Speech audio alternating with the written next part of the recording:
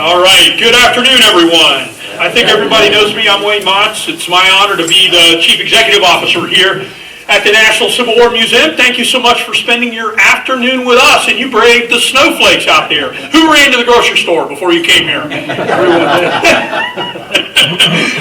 Well, this is the last lecture of the year for our Lectures in History series. We do have one more lecture coming up on December 30th about customs of Christmas during the time of the Civil War. So if you're here over the holiday, December 30th, we will have our last lecture of the year. But Terry is the last lecture for our Lessons of History, which is our 12 programs that we have sponsored here, one a month from the beginning of the year. And I'm so happy to have him here with us. First of all, I'm going to tell you a little bit about Terry. Terry, myself, John Price, who's sitting right back here in the room. Raise your hand, John. We, all three of us, were graduate students at Shippensburg University in a master's program together here. So we want to shout out Shippensburg, right, guys? So I haven't had the two of these guys with me in an awful long time. So it's just really nice to have them here. Terry has an outstanding career. He has a bachelor's in American history from Shippensburg University, has a master's in American history from there, and he has a Ph.D. from the University of Arkansas. His area of expertise is the American Civil War. His master's thesis was on the Civil War. His doctoral dissertation was on the American Civil War. And he's been able to parlay a lot of this into a job for the United States military. So let me tell you a little bit about him, and I'm going to have to read this, Terry, because it's got so many acronyms. I got to make sure I can make sense of all of it here. He's an associate professor at the Department of International Relations at the Air University's Air Command and Staff College at Maxwell Air Force Base in Alabama. He came to them from the U.S. Army Command and General Staff College at Fort Leavenworth, Kansas, and he's taught a variety of undergraduate and graduate institutions. He's currently working on a book on the White River Campaign in Arkansas between the spring and summer of 1862, and he has numerous other publications and conferences under his belt. He has terrific knowledge on the Trans-Mississippi Theater, Western Theater of Operations in the American Civil War, and what we're going to talk about today, which is a topic I'm excited about, is naval participation with the Army in the Civil War. You don't hear about the Navy in the Civil War. And if it wasn't for the Navy, ladies and gentlemen, you wouldn't have the surrendered Appomattox, no question about it, and I know Terry is going to be talking a little bit more about that. He also has his wife, Lisa, here as well. I'm not sure where Lisa is. She's right over there. And Lisa teaches at the Air War College as well. So both of them are PhDs. They probably have Civil Wars in their own house. Do you have Civil Wars in your own house? There? Maybe. So we want to welcome Lisa traveling with him today. So without any further ado, my friend, Professor Dr. Terry Beckenbaugh. Terry. Thank you very much. It almost feels like old home week. I see a lot of familiar faces in the audience. It's good to be back in the Valley. I grew up in Shippensburg, so I don't get back as much as I'd like to, but it's still good to get back and see other people here from where I grew up. Excuse me. I think when Wayne said that I wish he wouldn't have said I had all this under my belt, because I think it's been a, I don't know if that speaks to how much weight I've gained or how much experience I have. So, but thank you. I also have to give a disclaimer. When you work for the military, you have to give a disclaimer before you start. So what you're going to hear are my opinions and my opinions alone. They do not reflect the opinions of the U.S. government, DOD, the U.S. Air Force, the Air Command and Staff College, the Harrisburg, ASPCA, whoever. The opinions you hear are going to be mine and mine alone. So just kind of keep that in mind. Okay. Now, this is not something I'm working on to put into a book, although it kind of tangentially does work with that.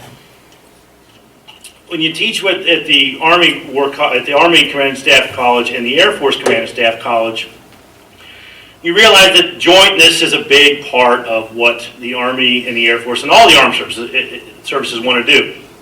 They have to work together.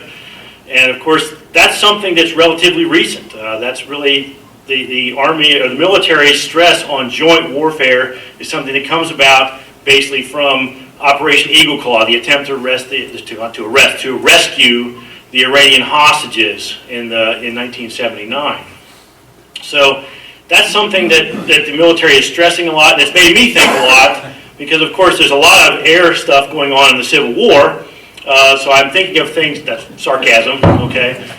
I'm trying to think of ways to kind of, so the Air Force officers will understand that studying things like the Civil War or other conflicts that occur before air power is invented are worth their time. And I think that this is a good example of how this is worth their time.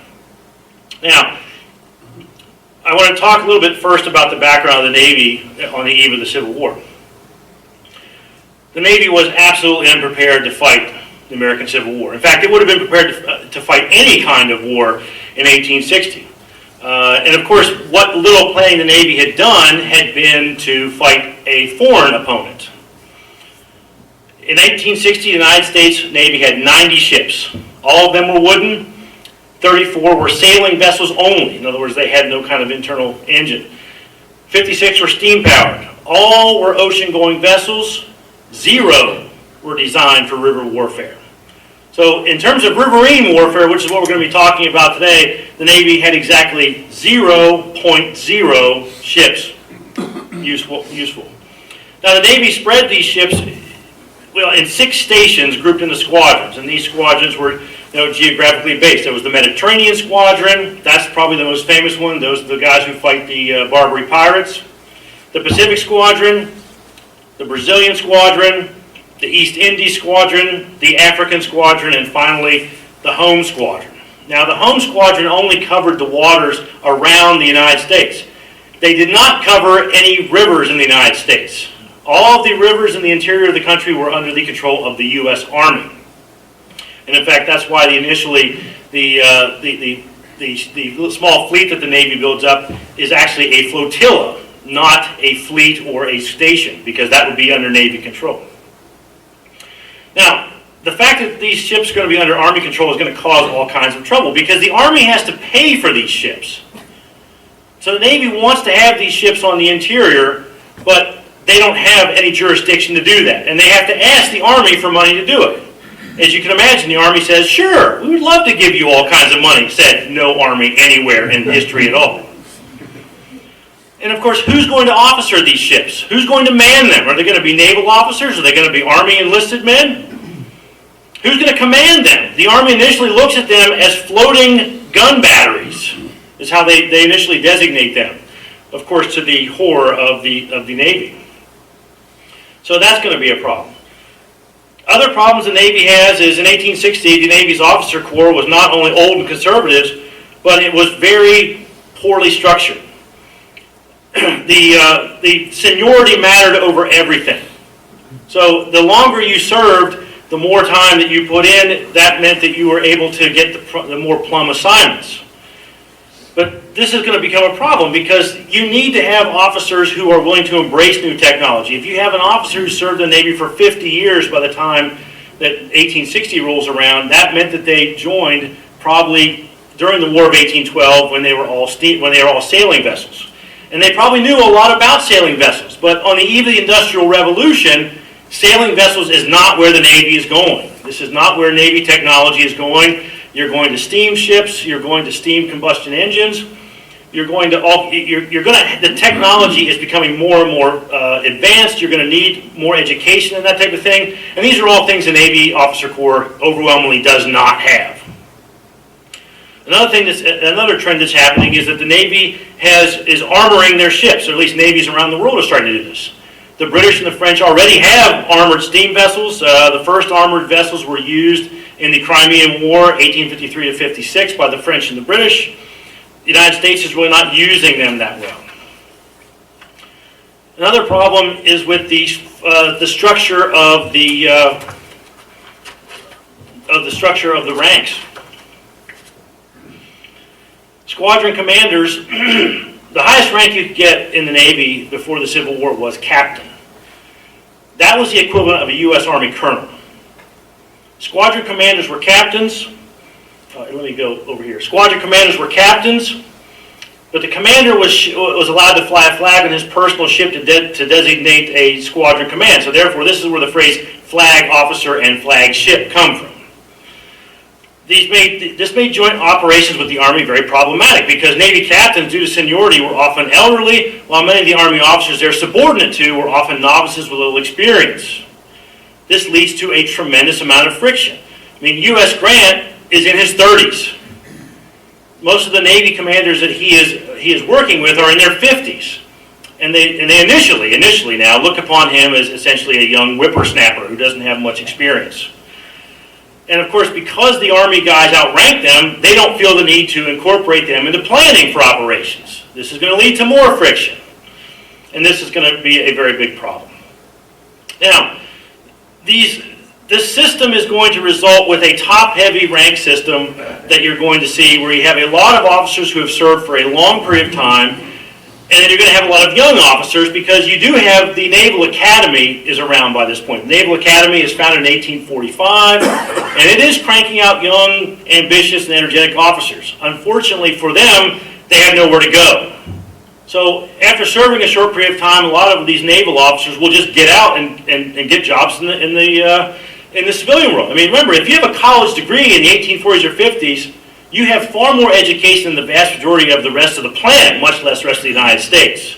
So they can go and do things and they can make a lot of money. Remember, they also learn engineering just like the Army School at West Point. They teach you to be engineers. You can make good money as a civil engineer at this time. Why would you want to make dirt, stay in the Navy, and have little advancement? To give you an idea of just how dramatic this is, Rear Admiral David Dixon Porter is going to become eventually the commander of what's called the Mississippi Squadron. Now you see he's born in June of 1813. He's appointed midshipman in 1829. So it takes him 6 years to be a passed midshipman. It takes him 6 more years to be a lieutenant. And it's not until April 22nd to 1861 that he's named a commander. That's 20 years to become the rough equivalent of a captain in the United States Army. That's a long time to wait to become a captain. I sincerely doubt that many people in the Army, if they had to wait that long, I mean, that's what, you're talking over 30 years to become a captain, would have just got out. It just wouldn't have been worth their time, okay? So that's going to be a big problem. The Navy does finally go in mid-1862 to a structure that has equivalence with Army ranks.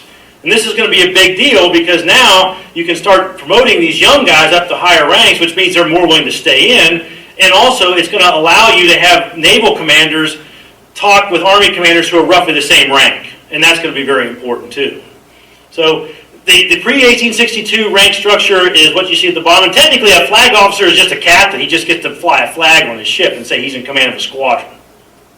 It's not like it's any extra pay or anything. Because, of course, extra pay doesn't really matter, as we all know, okay? So that's going to be that's a significant issue when you're talking about that. Now, in terms of secession, that's also going to play a factor in the Navy's readiness for the war. The Navy endured a significant element of its officers going south, or as they said at the time, they went south. Many of these Southern-born officers leave the U.S. Navy over the secession crisis. Now, I gave you the numbers here. 1,554 commissioned officers served in 1860. 373 either resigned or were removed for suspicion of sedition. That's close to 24% if my rudimentary math skills are correct. An engineer I am not, or even a decent math person, for that matter. The Marine Corps, now you have to understand, the Marine Corps was not very big at this time. The Marine Corps is undergoing a crisis at the eve of the Civil War. I don't know if there are any devil dogs in the audience out here. I'm sure there probably are. But the Marine Corps at this time is really facing an idea of what it's going to do. We're on the cusp of steam engines. Of course, in the age of sail, the object of a naval battle was to capture the enemy ship and incorporate that into your Navy. That made it a lot easier. And that's what Marines did. They defended your ship from boarding, and they were used for boarding and capturing other ships. Well, as we move into the age of steam and the age of armor, that's not really the way naval battles work anymore. So if the Marines are going to be doing that, what's their job going to be? So on the eve of the Civil War, the Marine Corps has a total strength. That's not the officer corps. That's the entire Marine Corps, 1,775 men.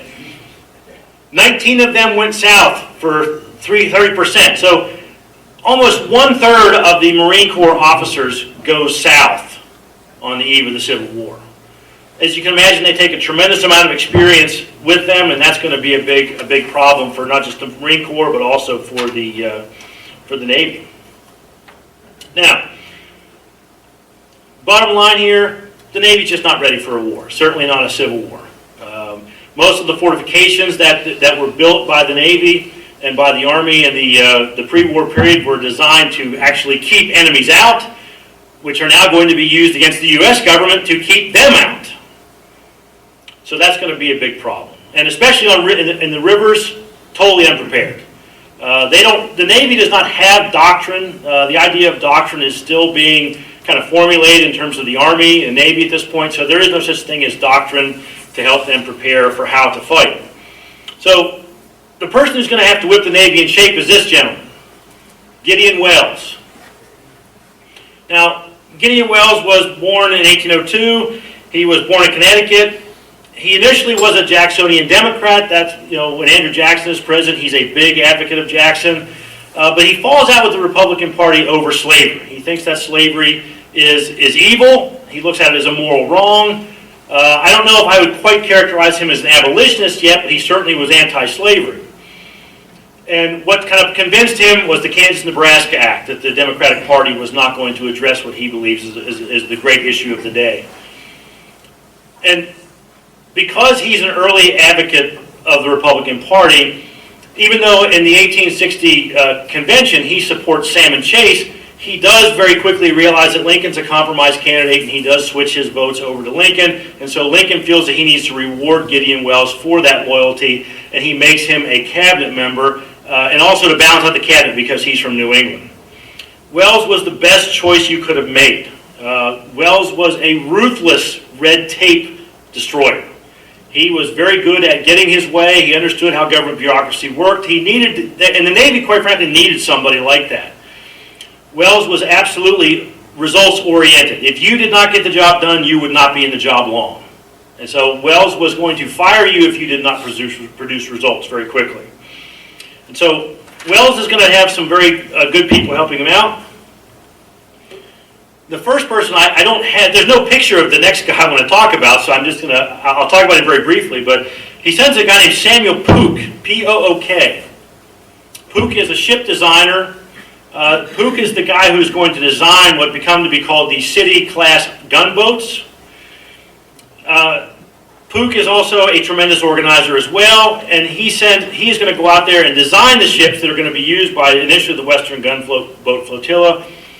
But he needs somebody to build the boats for him, and this is the gentleman he gets, James Buchanan Eads. If you're wondering if he was named after James Buchanan, he is not that much younger than James Buchanan, but his mother was a cousin of James Buchanan, and they named him after, her mother named him after his cousin before James Buchanan was really famous. So it's kind of ironic that he became famous and is named after probably one of America's single worst presidents. In fact, I've seen James Buchanan, the president, on many lists listed as the single worst president whose time in office was not tainted by a massive scandal. So maybe not the best guy to be named after. But James Buchanan Eads was the antithesis of his cousin. Eads, you can see, was born in 1820. He was a self-taught engineer. There are people who are smart, and there are people who are frighteningly smart. James Buchanan Eads is one of the latter. He basically worked in a store that had a library on the second floor of the store. The owner of the store let Eads take books out, and so Eads taught himself physics. He taught himself engineering. I had some of the best teachers in my high school teach me physics, and I couldn't tell you what they said now. Even at the time, I couldn't have told you what they said. And it wasn't their fault, believe me. But Eads is a remarkable guy. Eads teaches himself about engineering, and he begins designing riverboats for a salvage operation. He runs the most successful salvage operation in the Mississippi River Valley. He probably knows the Mississippi River better than anybody alive by 1860. He's also the first person to ever walk on the floor of the Mississippi River. because he invents a diving bell which allows him to go to the floor of the Mississippi River and to help him salvage wrecks. So he is a multimillionaire, which, of course, if you're using $1860, he probably would be equivalent of a billionaire today in terms of how much money that this guy made. But he was a rabid unionist. And Pook decides that I need to talk to somebody who knows how to build things and build them fast. Well, that's the guy he goes to talk to, Eads. Eads decides that he is going to build these ships that Pook has designed, and he's going to design them. He's going to take the Pook's design and he's going to tweak them. He does not radically change them, but he understands, because of the way the Mississippi Currents goes, that there are a few tweaks that they need to be. This is a city-class ironclad. This is one of what they call Pook's Turtles. Okay? Now, these ships have a draft of 6 feet, believe it or not. And they're big ships. These ships are 175 feet from bow to stern and 51 feet 2 inches from port to starboard. So they're not small ships by any stretch. Each ship carries 13 guns. 3 gun ports face forward, 4 on each side, 2 face aft. And these are not small guns. 6 32-pounders, 3 8-inch Dahlgren smoothbore guns, 4 42-pound Army rifles. So these ships pack a tremendous amount of firepower. And they are swaddled in 2 inches of iron plating. So they're very heavy. Now, their big disadvantage is that they're slow. These are not speedboats. You would not be water skiing behind a Pook turtle. In fact, you probably would be choking on the steam and the smoke from the boilers that are coming out of there. But they're very effective ships. And Eads has the ships prepared and ready to fight by early 1862. I mean, he builds these ships remarkably fast. Each one of the ships is named for the city in which it was built. So, for example, the core of the fleet is the USS Cairo, which was built in Cairo, Illinois. And if anybody here has been to Vicksburg, the Cairo is still there. The remnants of the Cairo are still there. If you have, that's one of the few places you can go. I think that may be the only one of the city-class ironclads that are still remaining. So you can actually go on board one of these, the remnants of one of these ships if you go to Vicksburg National Military Park. There's the USS Cairo, the USS Carondelet, which was built in Carondelet, Missouri, the USS Cincinnati, the USS Louisville, or Louisville, wherever you're from, the USS Mound City, built in Mound City, Illinois, the USS Pittsburgh from Pittsburgh, Pennsylvania, the USS St. Louis. And these are the first U.S. Navy ironclads. Even though the Monitor is much more famous, these were built before the Monitor. Of course, the Monitor is entirely iron. These are the hull is wood, and they have a wood superstructure, or wood substructure. I'm sorry about that. And the city-class ironclads are, and to be clear, they're not the only ships in this Western flotilla. These are the core of the Western flotilla, and they are going to be the backbone of it. So that's you can kind of see there that how complicated these ships are, and to build them as fast as they were built is really an impressive feat by Eads. This is a picture of the USS Cairo out on the Mississippi. You can see the crew is not a small crew. It would not have been pleasant to serve on one of these ships. They were not very well ventilated. The steam, a lot of the steam, the exhaust would be vented sometimes into the ship. It was very smoky. They're using black powder so that when the guns fire, there's a tremendous amount of smoke generated by this. So the only thing that would be good about it, and this is not a minor thing, is that small arms fire does not penetrate the armor on these ships. So you can fire as many guns, bullets, rifles if you want to, and it's just going to bounce off unless you maybe get one through one of the portholes. And they will also resist most standard artillery calibers. You need to have really big, almost siege guns to penetrate the armor on one of these ships at that time. So that is the background in terms of the building the ships and how what a big effort it was. Let me go through here. All right. Now I want to talk a little bit about the strategic situation that they're facing. Winfield Scott, who is the General-in-Chief of the Army when the war starts, he is tasked by President Lincoln to come up with a plan to end the rebellion. And what Scott comes up with is widely ridiculed as Scott's Anaconda. And you see here a newspaper cartoon making fun of that. Now, Scott was the greatest soldier in the country that produced up to this point. He's a War of 1812 veteran. He's a commander of American forces in the Mexican War that captured Mexico City, which is, quite frankly, one of the most remarkable campaigns in American military history if you've ever studied it. And what Scott's plan calls for is controversial because Scott does not believe that the most vital portion of the country is between Washington and Richmond.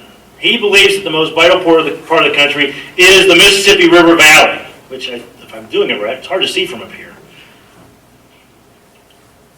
His plan calls for a blockade of all the Confederate ports on the Atlantic and Gulf coasts, and the creation of supply depots for operations on the Ohio, Missouri, and Mississippi rivers. And then using these supply depots as bases, spread out throughout the rest of the Mississippi River Valley, and then basically choke off the Confederacy. The Confederacy, even though most of its manpower comes from east of the Mississippi River, most of its foodstuffs come from west of the Mississippi River. If you can cut off the river, you can separate the manpower from the food. That's basically going to choke the Confederacy's armed forces, and that's going to be the way to do this. Now, the way the Confederates want to defend, Confederate President Jefferson Davis is under tremendous pressure to defend all of the Confederacy. Now, that's not realistic in terms of the resources that Davis has, but sometimes politics is more important than military reality. And so Davis is going to use what's called a cordon defense. Oh, wait, let me see this here. Basically, what Davis is going to use is he's going to put forces and fortresses at choke points. You see here the Tennessee and Cumberland rivers come together. Here is the Mississippi River. This is Tennessee right here. What he's hoping is that if we can stop these avenues of advance, we can stop the Federals from invading the Confederacy. The problem is, the Confederacy's big. Anybody who's ever had to drive across I-10 can tell you the Confederacy is big. I've had to do it many times, and yes, I can tell you from personal experience, I-10 is not only big, but horrific to drive on. Maybe not I-95 bad, but not far. Okay? Now, it's over 2,500 miles. The Confederates have a big disadvantage, too, in that in the central part of the country, the rivers tend to run north-south. If you look at, there's the Mississippi River right here. The Tennessee and the Cumberland rivers run through Tennessee, north-south. These are avenues of advance. The rivers are going to be almost impossible to stop. You can rip up a railroad track. You can put trees over a road to stop troops from advancing on them. You can't stop a river. And even though the Confederates will try to obstruct the rivers, they will try and sink boats, they will do all kinds of things. If the rivers are deep enough, the Federal Navy will get around the obstructions. And this is going to be a persistent theme for the Confederates, especially in the interior. They cannot stop this advance. And these roads cannot be choked off. So their best hope is on the forts that they're going to have there. As you're going to see, that's going to be problematic. The first movement into the Confederacy comes at Forts Henry and Donelson. Well, not the first movement, but the first one that the gunboats are going to play a key role in. Now, you have to understand, I don't have the time to talk about every single operation that's joint here in the Mississippi River Valley. I could talk for hours. As my wife will tell you, I probably could. I'm not going to subject you to that. I'm going to limit it to a few key operations here to give you an understanding of how the gunboats are going to operate. So that's what you have to understand. I just don't have time to talk about all of them. I know I have several friends here who could talk about some of these in good detail too. Now, this Henry and Donelson are where U.S. Grant makes his name. Henry and Donelson are separated by 12 miles of land. This is Fort Henry over here. This is the Tennessee River over here. This is 12 miles away. This is the Cumberland River. Andrew H. Foote is going to work with Grant. He is the flag officer for what is the Western Flotilla. And he has the ships USS Tyler, Conestoga, Lexington, Essex, Carondelet, Cincinnati, and St. Louis with him. Grant has a 15,000-man force. Grant is going to basically have he's going to take Fort Henry out first, or try to take out Fort Henry first, because it's a more vulnerable target. And Grant decides, let's see what these gunboats can do. So he sends the gunboats up the river to attack Fort Henry. After a 75-minute bombardment, Fort Henry surrenders. Okay, I would do a mic drop here, but I would probably, break something if I did. I mean, this is a spectacular debut for these ships. 75 minutes and they force the Confederates to surrender. Of course, there are some mitigating circumstances here. Fort Henry was horribly placed. They built it in an area that was low-lying, and in fact, it had rained very hard the few days prior to Grant advancing this, and this is in February of 1862, if you're wondering the time frame. And most of Fort Henry was actually underwater already. So they had abandoned big chunks of Fort Henry, and they had basically when they got bombarded by the naval gunboats, Fort Henry's guns were already easily reached by the gunboats. They didn't have to fire up very high. And so when General Tilghman surrenders that, it was really, they were kind of surprised. Like, wow, that worked very well. That was much, and the Army doesn't even fire a shot. The Army doesn't even get involved. I mean, yes, they're there, but they don't even really get involved. The Army is not even really fully deployed yet to take out Fort Henry. But as an example of what the Navy is going to do, Captain Foote decides to send one of his officers, where is he? Oh, Seth Ledyard Phelps, with 2 boats, and these are timber-clads. He does not send the big city-class ironclads down with him. He sends these 2 boats up the Tennessee River just to see how far they can go. And they make it all the way to Florence, Alabama, before the water starts getting too shallow. Now, think about this. If you're a Confederate civilian, and you think you're safe behind the lines, and you see these 2 boats steaming upriver, that sends a shiver of fear throughout the Confederacy. My God, after these forts go, there's nothing stopping them. They can take troops wherever they go, and that's the thing. These gunboats can ferry troops. This tells you the Confederacy is wide open for invasion once these forts fall. And these forts are vulnerable. So even though in terms of like the actual damage that Seth Ledyard Phelps and his little expedition gather, I mean, they don't take any territory. They do blow up they find a couple, in effect, like storage areas that are keeping guns and stuff for various state militias, and they blow them up, rather spectacularly apparently. But nonetheless, it's not going to be critical in terms of like deciding the outcome of the war. What is significant is that the Confederate populace all along this route realizes that they are incredibly vulnerable and that the war can be brought to them with frightening quickness. That's going to be a big part of what happens after Fort Henry. Now, after Grant then marches his troops, let me go back here, 12 miles overland back to Fort Donelson. Now, Fort Donelson is going to be a much tougher nut to crack. Fort Donelson actually is off over the river. The gunboats can barely elevate their guns to fire on Fort Donelson. Fort Donelson is also not flooded, which makes a big difference. And Grant kind of pushes Foote into basically having the gunboats attack Fort Donelson without doing any reconnaissance. Foote is very unhappy about this, and this is actually something that he and Grant kind of patch over. But the attack by the gunboats on the fort does not go well. They do not force the fort to surrender. The gunboats take some serious damage because they also have higher caliber weapons at Fort Donelson. And so Foote is very frustrated that it doesn't go well. Foote learns a very healthy respect for Confederate earthworks that are properly manned and properly equipped. Now, Fort Donelson eventually does surrender as Grant moves his army overland and surrounds it, but this is an example of how the gunboats are able to do this. And there are significant consequences from the surrender of Forts Henry and Donelson. Excuse me. First off, the Confederate defensive line in the Upper South is in tatters. It's ripped wide open. Kentucky now, for all intents and purposes, is lost to the Confederacy, as is Middle Tennessee. I mean, Grant is going to capture Nashville, the capital of Tennessee, 2 days after he captures Fort Donelson. And again, this is February of '62. This is still fairly early in the war.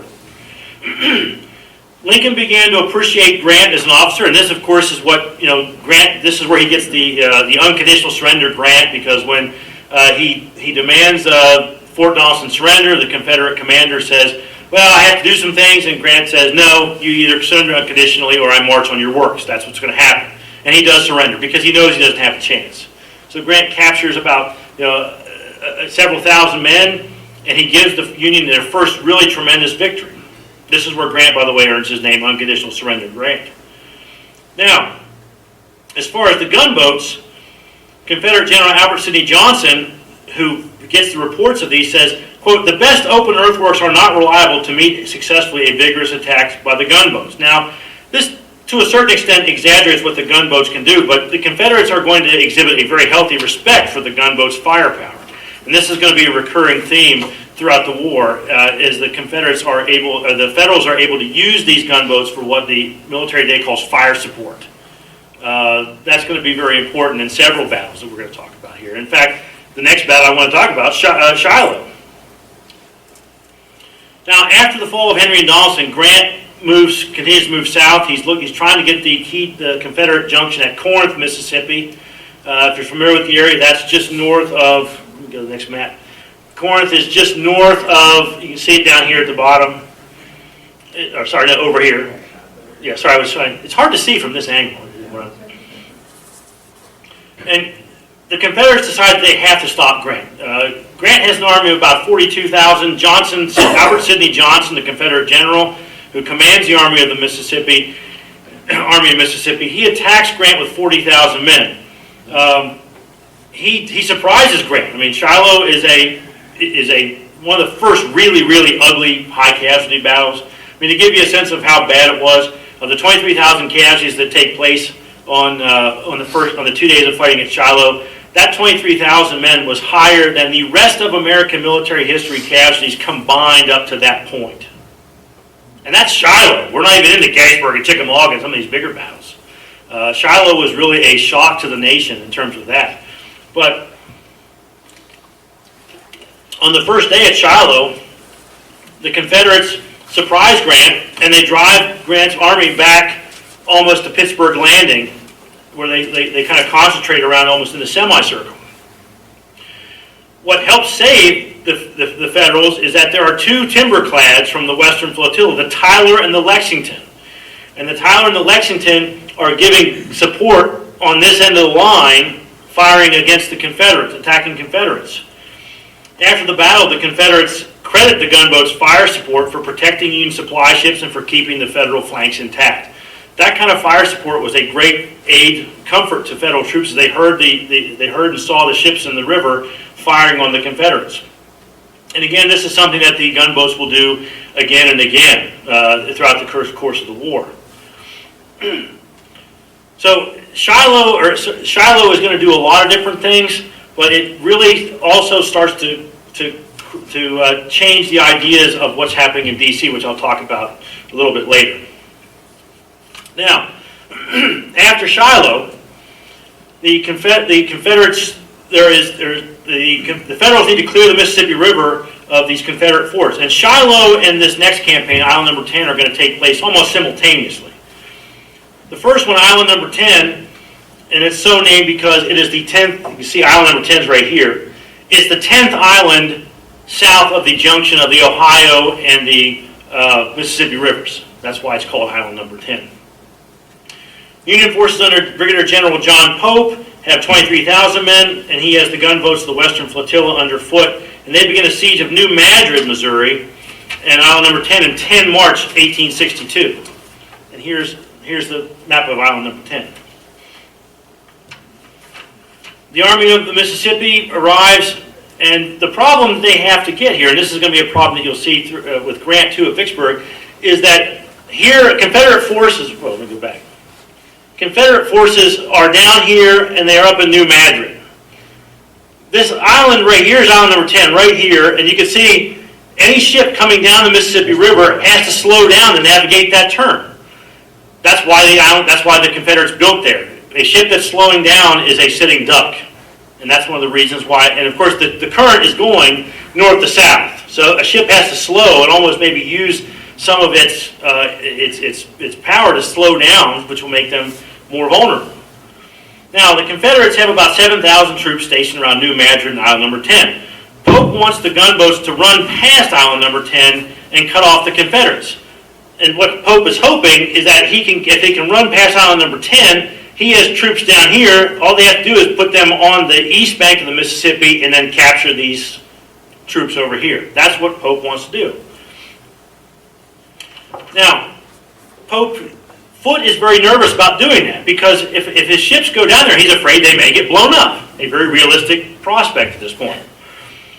After some hemming and hawing, they decide, all right, what we're going to do is we're going to let one of the, Captain Henry Walk of the USS Carondelet, volunteers to try and run past the gun batteries. And I want to read you from the Century magazine. Walk writes about this event, and here is a picture of the Carondelet going to do that. Walk says, quote, "At 10 o'clock the moon had gone down and the sky, the earth, and the river were alike hidden. In the black shadow of the thunderstorm, which had now spread over itself over all the heavens, as the time seemed favorable, I now ordered the first master to cast off. Dark clouds now rose rapidly over us and enveloped us in almost total darkness, except for the sky was lighted up by the welcome flashes of vivid lightning to show us the perilous way we were to take. Now and then the dim outline of the landscape could be seen, and the forest bending under the roaring storm that came rushing up to the river. With our bow pointing to the island, we passed the lowest point of land without being observed, it appears, by the enemy. All speed was given to the vessel to drive her through the tempest. The flashes of lightning continued with frightful brilliancy, and almost every second, wrote a correspondent, every brace, post, and outline could be seen with startling distinctiveness, enshrouded by a bluish-white glare of light, and then her form for the next minute would become merged in the intense darkness. When opposite battery number 2 on the mainland, the smokestacks blazed up, but the fire was soon subdued.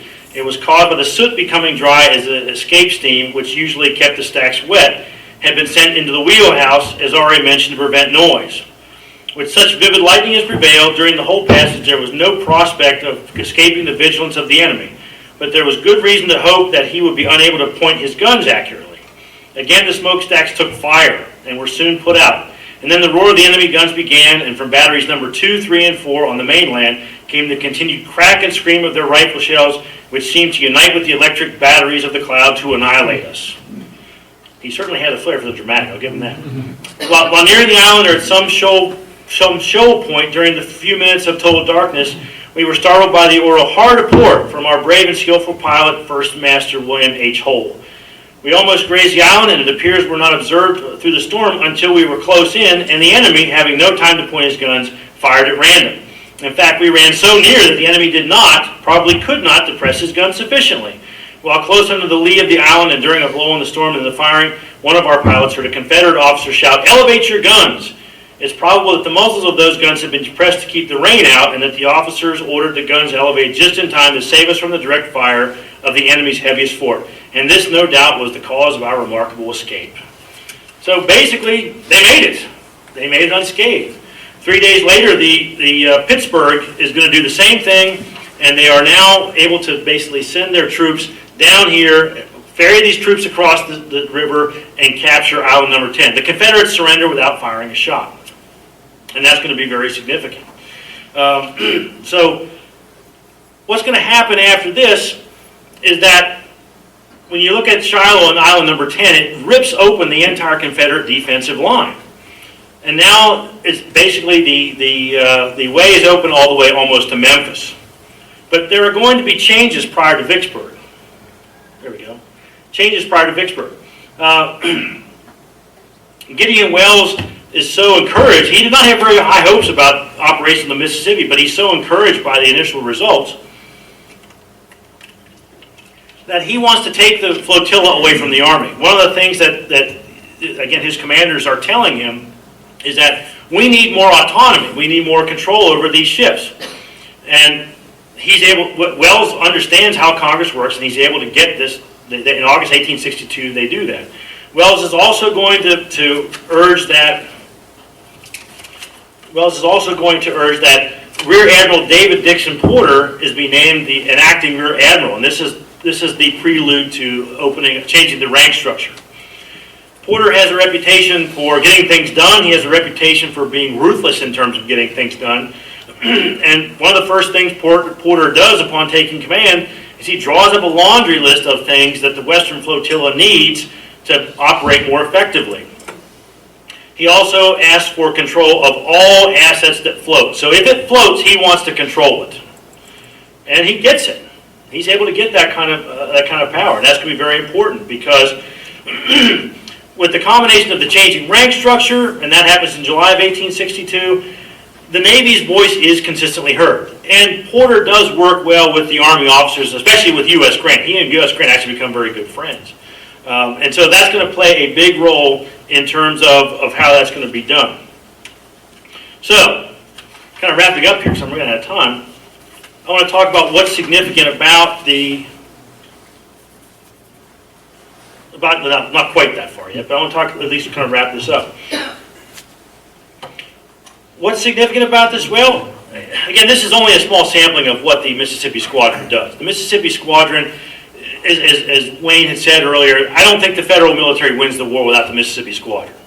I tend to be someone who thinks that the war is settled in the West. I mean, essentially, Robert E. Lee is defending what's left of the Confederacy by 1865. And it's not a whole lot. While Lee is fighting valiantly in the Eastern Theater, Confederates are losing. Island number 10, Vicksburg, Port Hudson. I mean, all of these different places. The entire Mississippi River Valley is going to become essentially a giant highway for the federal military. And that's in large part because of the gunboats. This squadron allows the Mississippi Squadron allows the Federals to strike almost anywhere that there is water. Lincoln once said that he saluted the webbed feet of the Navy who could go almost anywhere there was a trickle of water. And he wasn't too wrong about that. The Vicksburg campaign, and I was going to talk about it, I ran out of time, but the Vicksburg campaign uses the Navy significantly. It's very frustrating though, but that's because Vicksburg is a hard target. It's not because the Navy doesn't do a good job. It's just that geography makes Vicksburg a very difficult target. I mean, if you go back here, let me find it. Yeah, you can see Vicksburg, if you've ever been there, it sits on top of a big bluff overlooking the river, the Mississippi River. Well, the Mississippi River actually moved after the Civil War, so this is what the river looked like in 1863. But the Army engineers have dug a ditch to Vicksburg so that you can still kind of see what it looked like, and it's a very formidable position. There's a reason why Vicksburg was called Gibraltar of the West, and it was accurately named. The gunboats help Grant and they have to make another dramatic run. As you can see here, you have to slow down and then go past like about 10 miles of Confederate batteries. This is a very difficult thing that they have to do. And in running those batteries, only one ship gets destroyed. And even more miraculously, of the men on that ship, none of them die. What they do is they cling to the debris and they float downriver and they catch them coming downriver. They literally see the ships coming down, and then later on they wait for the debris to come down. They pick these guys out of the river. So nobody from that ship was destroyed has died. But the federal military is allowed to move over great distances with surprising speed, and the Navy's firepower gives the Army a very significant advantage in several battles. And when the Army does have a big disaster in the Red River campaign in April in 1864, a big part of the reason for that disaster was the Army marches away from the Navy. And when the Confederates attack them, they don't have naval fire support to fall back on. So quite simply, the Mississippi Squadron enabled victory for the Federals in the Mississippi River Valley. Now, as a quick postscript, you'd like to think, oh, well, the Navy recognized how significant these ships were, and they decided to learn all kinds of lessons from it, but no, not really. Essentially, by mid-1865, the Navy sold all of Pook's turtles for scrap. So they get destroyed, except for, again, the USS Cairo, which actually had sunk. That's the only reason that the USS Cairo was able to survive. It sunk and it's later salvaged, and you can go see the USS Cairo. You can see the USS Cairo at Vicksburg National Military Park if you want to go see it today. So, yeah, go back to that again. It's the last slide. Yeah, there it is. And it still has a lot of, I think it's under a building now. That was from like 2010, that picture was taken. So it's under a building now because they're trying to preserve it even more. Because you can see the hull and stuff have taken a beating from time because the hull was wood. Okay? So, since I don't want to go, like I said, I could talk for hours on this, but I don't want to take your time on I would say, a beautiful sunny Saturday afternoon. So I will open it up to questions. So, questions? Yes, sir.